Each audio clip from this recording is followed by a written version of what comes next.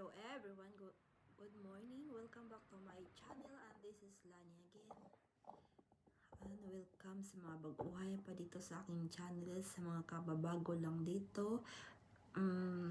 Don't forget to subscribe my channel and hit the notification bell para updated ka naman sa mga susunod na video na aking i-upload sa aking channel.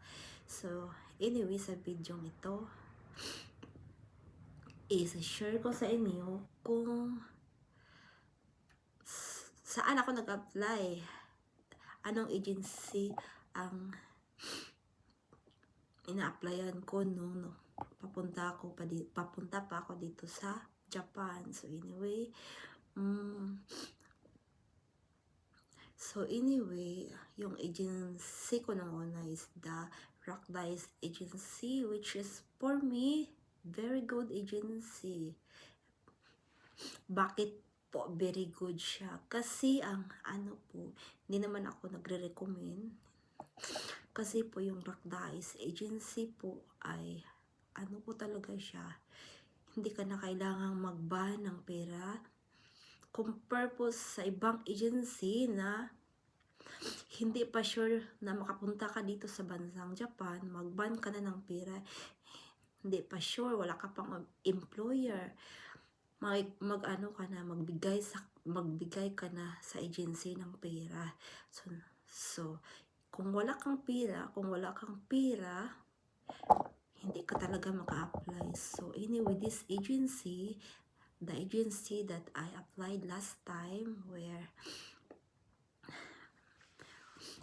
I work as a factory worker, laundry operator here in Japan for 1 year. So yung agency na yun is walang ban, wala silang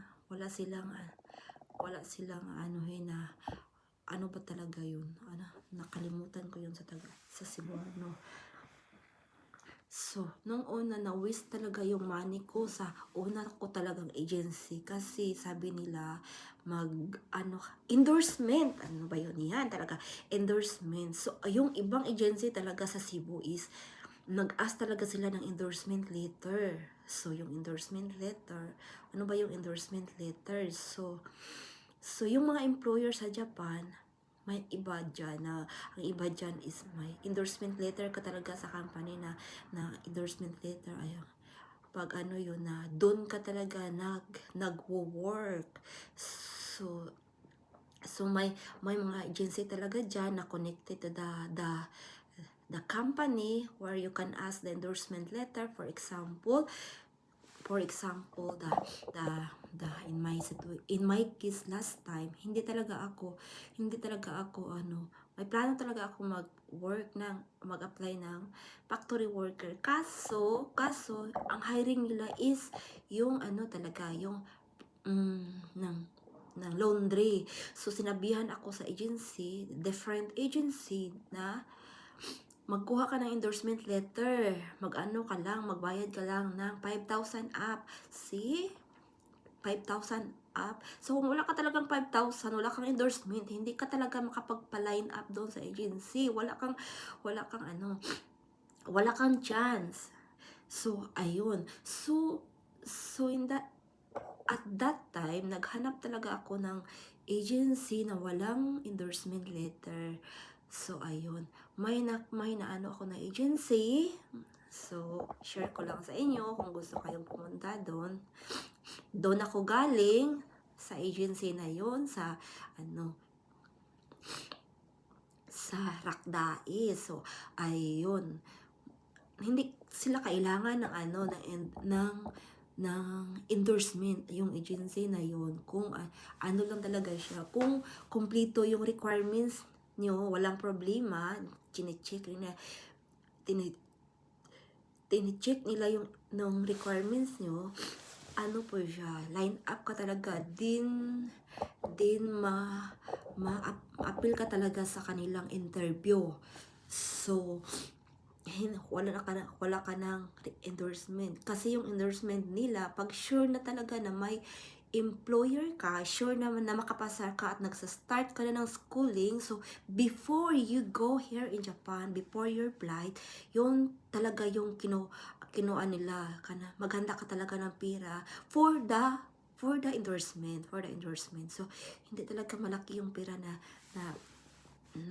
inano yung ban na yun. So, including na yun siya sa endorsement. So, compared the other agency, compared na different agency is napaka-chichi, burichi, wala ka pang employer, magbaban ka pa, hindi ka pa sure. So, another medical, an expire medical, another medical, din line up again. So, it's tayhin talaga siya. So, ayun siya po. Yun talagang ginagawa ko. Doon ako nagpapaline up sa agency na yun, at saka I'm so lucky I was line up then anyway, hindi talaga ako na-hire ng employer ng isang interview kasi hindi talaga ako genius hindi, first time ko talaga noong una mag-apply na para Japan. So wala akong idea. Talaga ako nag-google ako kung ano ba yung mga interview. So, nagsa-study ako, sinastudyhan ko. Ayun. So, ang iba ay pasok siya. Yung iba naman hindi. Kasi yung line up ko may interview. So out of 20, so chance ko lang na out of 20, ang kukunin talaga nila ay 10 or 5, ganun lang talaga. So, employer na, so another line up ka naman for the next interview. So, until nga makuha ka, until ka nga makapasar. So, una, hindi talaga ako nakapasar kasi yung exam sa first interview, for preliminary interview, then after preliminary interview, may pa siya another exam, then puzzle, depende yun sa employer nyo.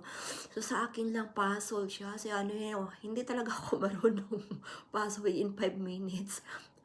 Ma-solve mo na siya yung puzzle. So ipapakita ko sa inyo for my next big video kung ano ba yung puzzle.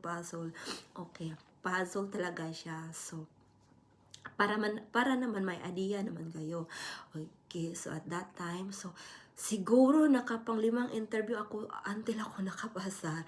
So hindi talaga ako nung time na yun, hindi talaga ako nag-give up kasi okay naman yung mga papers ko. So pag hindi ka talaga makuha sa first interview, so line up ka in a different interview. So kung gusto mo magpa-line up, kasi kung walang laundry ngayon, walang laundry interview, so the different interview for the next line up, okay talaga to sa agency na yun, which is very very nice. So ang napaka-strict lang doon during the schooling, that agency is very very strict. Pero nung pumunta ka talaga dito sa Japan sa schooling, napaka-strict talaga sa schooling sa Cebu, at saka pag sa schooling dito sa Japan, kasi may 1 month schooling pa ata before kayo sa akin ha, until ngayon may 1 month schooling siya dito sa Japan until kanila i-dispatch sa Kujou or sa Kaisha company. Ayun talaga. So may 1 month schooling. Very strict siya, pero kung sa Kaisha naman, hindi naman siguro mag-talking, hindi naman kayo mag-talking dito, hindi naman ikaw yun na nasa counter na kailangan mo talaga ng grammar at saka fluent ng Nihongo. At least may mga ka talaga words sa Nihongo, may vocabulary ka talaga, may small grammar, hindi na kailangan perfect yung grammar mo, kasi kunik-kunik mo lang yung pag-abot na dito sa Kujou. Kasi hindi naman talaga kayo, so first time ka dito sa Japan, of course hindi ka naman makaintindi ng Nihongo kasi hindi naman mo yan language dayoy. So ayun talaga siya. So yung nangyari sa akin is pang-5 interview ako bago ako naka-schooling. Ayan. So pang-5 interview siya. So kasi marami kaming applicant So yung ibang employer talaga, so sa 20 magkuha lang sila ng 3. Oh, who is the best? Hindi naman ako based na yun na makapasok ako kasi yung employer mag-ano talaga sila pag yung kamay mo, yung pagsagot mo, yung pagsagot na hindi budol-budol. Ayun talaga. So, magsagot ka talaga sa employer na perfect within the street answer sa parang ganon. Ayun siya. So, ayun siya. So, nakapunta dyan ako ng Japan or at least 1 year. At saka yung pag 1 year ko dito is parang siniswerte talaga. So, before I come back to the Philippines, I came back di ay. Ayun siya. Before I came back to the Philippines, I met Annie Honjin because at that time na wala talaga akong plano na mag-uyab-uyab, mag-boyfriend. So try ko lang kasi yung mga kaibigan ko sa mga kauban ko sa isang apartment, kaibigan, kakilala ko sa isang apartment. Alam, mahilig talaga sila mahilig talaga sila ng ano ba tawag doon, mahilig sila sa chika-chika, mahilig sila sa internet, mahilig sila sa dating site, ganon. So, ako parang, wow, marami silang kamit. Ako wala, zero. So, at that time, try ko lang. So, natsambahan talaga ako, parang siniswerte. Kasi, wala talaga akong swerte sa Pinoy. Ayan. Kasi may Pinoy talaga ako noon. May Pinoy na boyfriend. Pero, hindi naman seryoso. Ayan. Iniilisan talaga ako. So, next chika na naman tayo. So, ayun siya. Naswertihan talaga ako. Nakapag-asawa ako ng hapon. Nakaikal ako ng hapon dito. At ngayon, nakabalik ako sa Japan. Dito na ako. At nakakuha ako ng permanent residency here in Japan. So I am here now living with 2 kids and the papa is Japanese. Ayun siya. Ang swerte ko talaga. Swerte ko, pero yung pamilya ko sa Pinas hindi maswerte sa akin na kasi hindi naman ako nagsusuporta sa Pilipinas. Dahil kasi yung mga Hapon dahil hindi talaga ito sumusuporta. Dahil nasyambahan talaga ngayon na nag-o-offer talaga yung ko. Ikal ko na siya yung magasto sa tuition. Sa kapatid ko, ayun siya. Pero hindi pa natin alam kung ma-change ba yung utok niya. Kasi yung Hapon, pag ma-change yung utok nila, hindi na talaga umiksi talaga lang na walang paalam. Ayan siya. So for my next video, so anyway na, balikan natin ang aking agency na. So sa mga nagtanong sa akin nung una, kasi wala talaga akong time na mag-create ng video kasi napaka-busy ko talaga araw-araw. Wala na akong time kasi mag-study na ni Hongo kasi for this year kung mapasok talaga tong isa sa yung pangalawa mapasok sa UTN, wala na talaga akong time mag-work din, mag-study, study. Ayun talaga. Kasi kailangan talaga dito ang Nihongo. Pag wala ka talaga Nihongo dito, maraming magbubuli sa'yo, especially sa mga Japanese at ibang kalahi, mangbubuli talaga sila. So, isa-share ko naman yan sa inyo. Nabuli talaga ako sa una dahil kasi nung una, nag-work ako sa restaurant. So, arubaito sa isang linggo, 1 time per week. Ano ba yun? 1 time per week sa Doyubi. Saturday, nag-work talaga ako sa restaurant. Ayun, talaga wala akong Nihongo dahil yun doon talaga back up sa kitchen na unang interview ko, unang araw ko. So, nag-write down ako sa mga kuwan. Ano ba yun? Nag-write down ako sa mga vegetables sa kitchen. So, anong gagawin ko,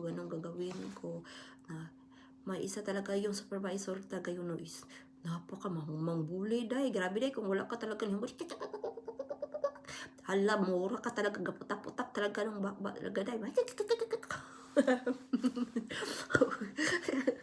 So, cute talaga kayo, especially sa mga baguhan lang dito. Nakagaya ko nung una na baguhan lang na walang Nihongo. Kung gusto nyo mag-Japan, mag-study kayo ng Nihongo kasi yung language dito, 98%, 99% sa mga Japanese hindi marunong mag-English dahil magsalita ka talaga na Nihongo dahil kasi wala talaga dito ang English dahil hindi na talaga kailangan nila ang English dito kasi rich na sila na country, hindi na sila pwedeng pumunta ng ibang bansa para magtrabaho. Ayun, kita is for country, yung gusto tang pumunta ng Japan kasi magtrabaho, kasi ang sahod is malaki. So, before kayo magpunta ng Japan, before kayo mag-apply ng Japan, may sasabihin ako na take advance, prepare the Nihongo, study in advance. Kanji is not necessary, at least basic Nihongo talaga ang kailangan dito. Nihongo, makabasa kayo ng katakana at hiragana. Yan lang po talaga ang advice ko sa inyo. So, pangalawang advice ko talaga sa inyo is na mag-google kayo ng mga question and answer papuntang Japan. Mag-google kayo and answer. Pag hindi kayo, mag-ask kayo sa mga ex-trainee na ano ba ang kasi may mga iba talagang ex-trainee na sinasabi nila yung ano ba talaga yung mga question kung mag-apply ka ng factory worker, ano ang posibleng question, posibleng answer, posibleng correct answers. So, sa susunod na video, i-share ko yan sa inyo dito sa channel na ito. So, kung may natutunan ka sa aking channel, paki-subscribe at paki-subscribe to my channel and hit notification bell kasi kung may chance ako, may time ako na mag-upload ng video sa aking channel, mag-upload talaga ako everyday. So, magchikahan tayo dito sa aking channel. Sa mga gustong makipag-chismisan, lapag kayo dito sa aking channel para magchismisan tayo. Yes. So, hanggang dito lang ang aking video. Bye-bye. See you now. See you for the next time.